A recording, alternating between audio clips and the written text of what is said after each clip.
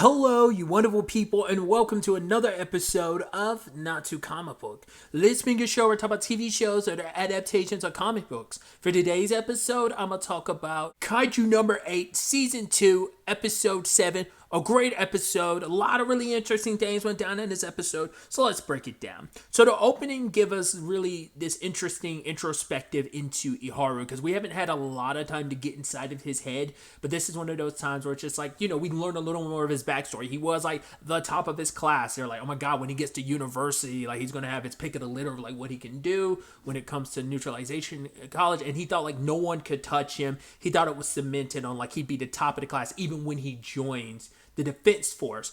And then he got humbled because he got surrounded by so many gifted people, not just your Kikuros or your Aois, but then like someone out of nowhere that no one would have expected, Ichikawa. It's like this guy blindsided me, and for him it's like every time he turned he was so like falling behind so many other people, because he's like, these are geniuses. And then there's me. I thought I was a genius. I thought I had what it took, but it took kind of being humbled and made me realize, like, I don't. Because I forgot what the exact number was in season 1, but I want to say the percentages are around roughly where he is. It's mid-20s. It's like the cap-off percentage for most people who are in the defense force. From like you joining up until you leaving the defense force, your percentage is going to be like the mid-20s. It might be specifically 25%. I can't remember. But I mean, and someone can correct me. I don't remember the exact number, but I want to say it was in the mid-20s. That most defense force members are going to fall in that category.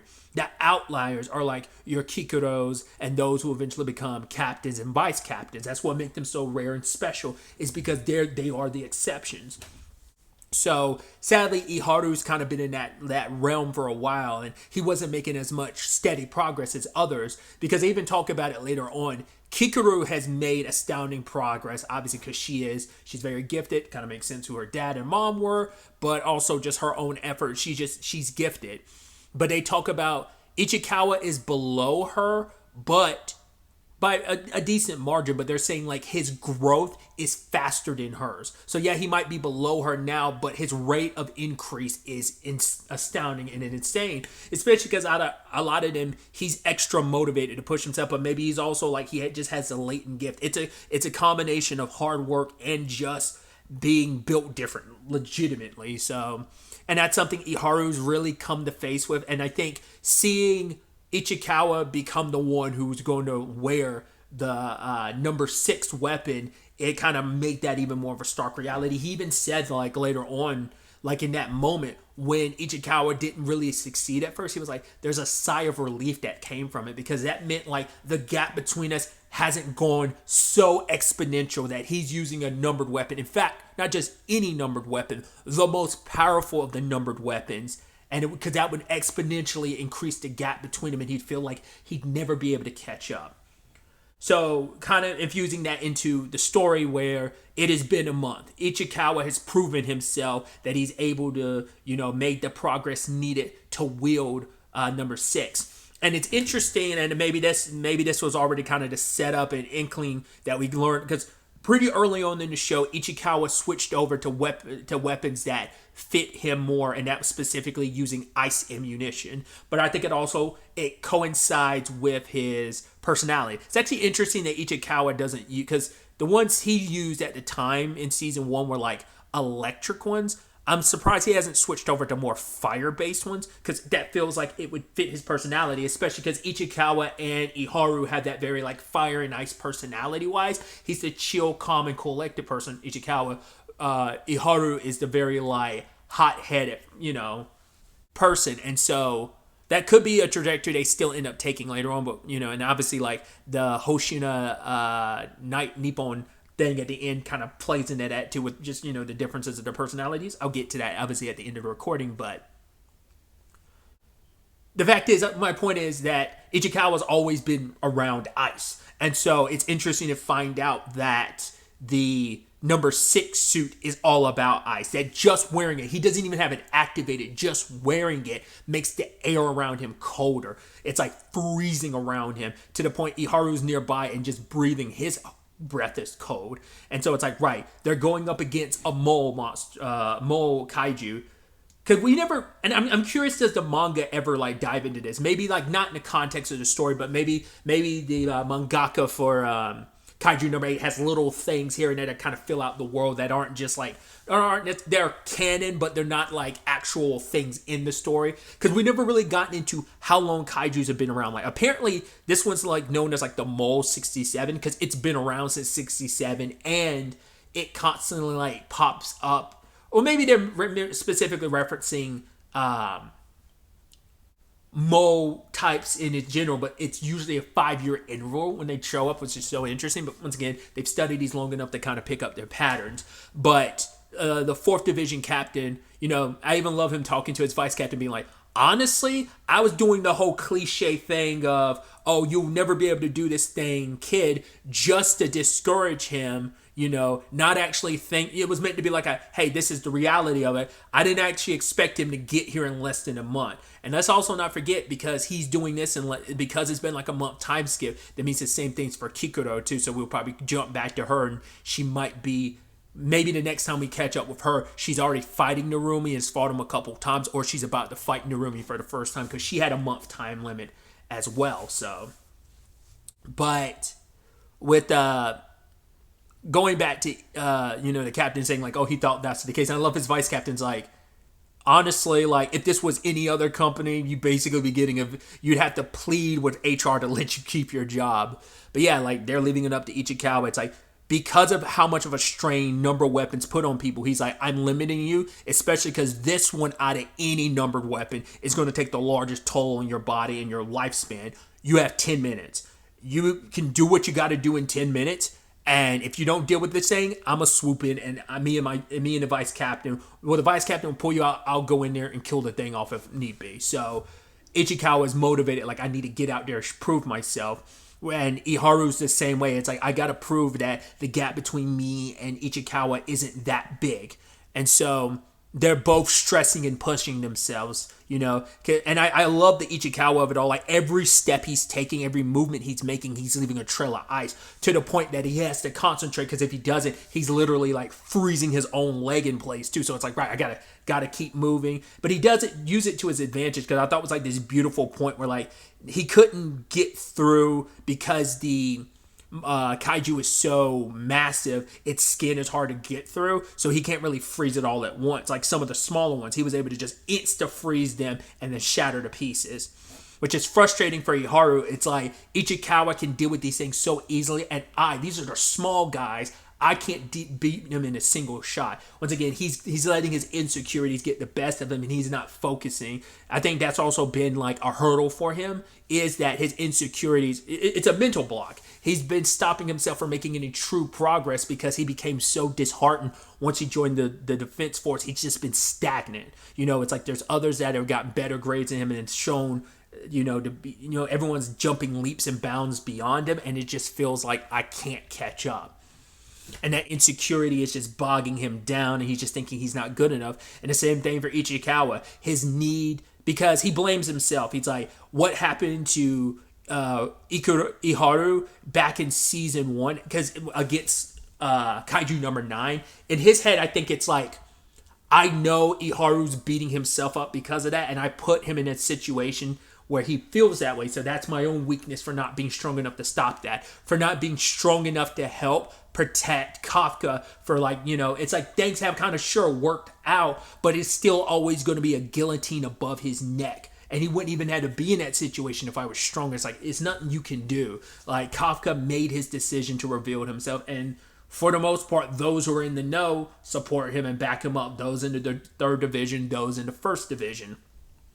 So, but also, like, once again, if the word gets out to like the broader defense force, once again, I'm pretty sure not everyone outside of those 2 units knows the truth, except for like the higher ups.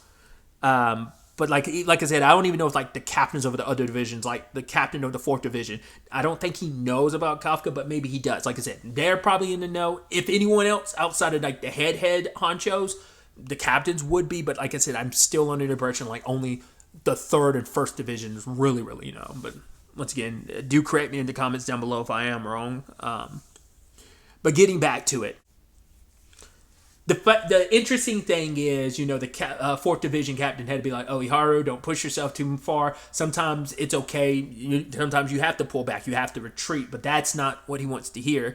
And it is that thing of sometimes you might not want to hear something, but sometimes you need to hear something. But Ichikawa says, like, "Thank you, like, Iharu, like, you're allowing me to focus." So he quickly dispatches over two smaller ones and he goes after the big guy. I thought it was so dope when he gets on a tree and he's like walking up, he runs up a tree and he sticks himself there and freezes it so that he can kind of take his shot. It's kind of very similar to Mina when she uses her gun, like when she goes full throttle with that, fully unleashes. And, partway through this fight, Ichikawa is pushing himself because he has to, like, if he wants to break through and deal with this thing, he's pushing himself more and more. And the higher he's releasing this thing's power, the bigger strain it's putting on his body. It's like, oh, sure, he's faster and stronger, but he's literally tearing tibias and, like, muscle tears all over his body because of the strain. Like, his body, he hasn't worked his way up to that. It's like someone going like, I've done a little heavy, I've done some lifting. My max is like 225, and somehow with adrenaline, they're pushing 450. But it's like your body's not meant to do that because you haven't worked your way up to it. So he's tearing muscles in the process. And especially too because the captain talks about a very specific process that comes about when you use a numbered weapon for a person. It's like basically your brain, like the synapses in your brain and stuff like that, like kind of synchronize with the kaiju in a certain way. And because of that, like it basically unlocks you, whoever you are at the heart of who you are, basically become the truest version of yourself, your truest thoughts, your truest desires kind of like made manifest. And that's what Ichikawa is. This thing is pushing his need to be stronger, to be faster, and it's making him think quicker, but his body can't keep up with that. It's too much for him at this point in time because he's so desperate to get stronger faster so that he can help Kafka and make up for the past, but also once again, he's also coming from this not even knowing that Kafka's kind of in a time limit boat himself, that like the more times he turns, and I brought this up last episode as well, but the more time he turns, the more he's going to be more likely to get stuck as a kaiju and never go back to being human. But I also brought up the fact is Kafka's training super hard, not knowing Ichikawa's pushing himself this hard. So, but to be fair, after everything that went down with Asao, it makes sense why everyone's pushing themselves to the limit. But it is that thing of you kind of got to know your limits because you're going to do more damage in the long run, especially when we're dealing with number weapons that are going to shorten your lifespan. But Ichikawa is like, I don't care. I need to get stronger, faster, and no matter what the cost will be, I will burn through my body or freeze my body to its core, I guess in this case, if it means helping Kafka even the tiniest bit, if I'm able to alleviate any of his burdens. But like you even see like Ichikawa's eyes like going red because it almost feels like he's probably bursting blood vessels in his eyes. Like he's not just like they're not just turning red. There is blood dripping from his eyes and stuff. And it's just like it's taking such a massive toll on him. To the point he actually reaches his limit because like it starts consuming him just like the kaiju started consuming Kafka last season, and it's just reiterating all the stuff like weak, all the insecurities, all the things that are pushing him. It's like it's becoming a stranglehold on him now, and now like the captain's like, all right, the vice captain will come and get you. I'll handle things. It's time's up. You've run out of time. But Iharu understanding like seeing Ichikawa push himself. He slaps himself like, get over your BS, over your jealousy. He bursts his way through. And even the captain's like, yo, co-captain, vice captain, like, what was his percentage at? And she's like, 24%. He's like, that's 24%? It's like he's pushing himself because he's finally over that psychological hurdle. And he's making his way through the ice to the point like he grabs a piece of it and he starts like ripping through it at one point in time and reaches Ichikawa. And it's like, don't worry, I got you. I'm going to support you. And when Ichikawa kind of wakes up, he's on Iharu's back. And it's like, but like, this could be dangerous. But Iharu's like, yo, I'm older than you. So like, don't think and don't underestimate me. He's like, that's your problem. You want to try and do everything on your own. And for Ichikawa, it's like, right. Every time like I feel like I've kind of hit a point, Iharu's always been the one that kind of snapped me back into focus. You've always kind of like, it's them together that works well as a machine. They make each other better. They are very like, I guess Ebony and Ivory, yin and yang, like they do complement each other on the battlefield well. And it's like Ichikawa needs Iharu just like Iharu needs Ichikawa. So it's like, all right, like Iharu's like, I'm gonna go in. The others are helping distract this thing. He's like, I'm gonna leave an opening for you to hit its core and end this. And it's like, right, I'm gonna count on you. It's like the captain gave us some extra time. In fact, we're in overtime right now, so that means this is our time to really like strike back with a vengeance this time. So Ichikawa's like, right, I'm counting on you. And so we'll see where that kind of carries us into next episode. But obviously, all that thematically plays into the little Hoshina Night Nippon, where there's someone writing in about dating advice, and then you have Iharu and Ichikawa, and Ichikawa's like, oh, it's kind of weird that we're going to potentially like someone's asking the vice captain for love advice. This is his show and everything, so you're going to potentially get his perspective. But Iharu's like, actually, this could be presented an opportunity, because like we could try and find out actually how would someone like Hoshino respond to this, because the person who wrote in was about like, oh, I work with the person I'm in love with, but we're coworkers, and how do I really kind of go about that situation? How should I approach this? I'm so curious. It's definitely got to be someone we've met before. That just might not be a recurring character like our core cast, but it's probably someone we've met before in the story and we just don't know it yet. I'm curious.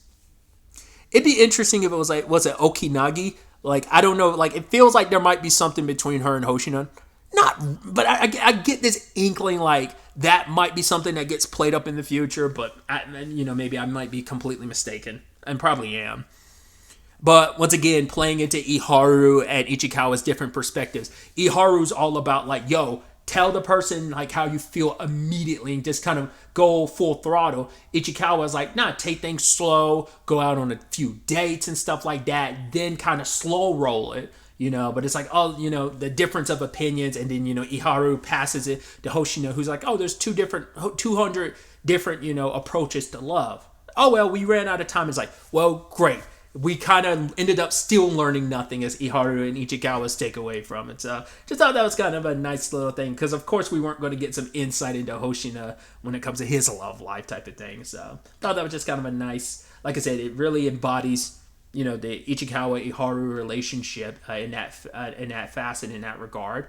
But yeah, I'm very excited to see that relationship and dynamic develop more and see where that takes us next episode in the aftermath of all of this. But really, that's all I wanted to talk about. Until the next time we meet, be happy, be safe, live life to the fullest, and enjoy it. Good day and goodbye.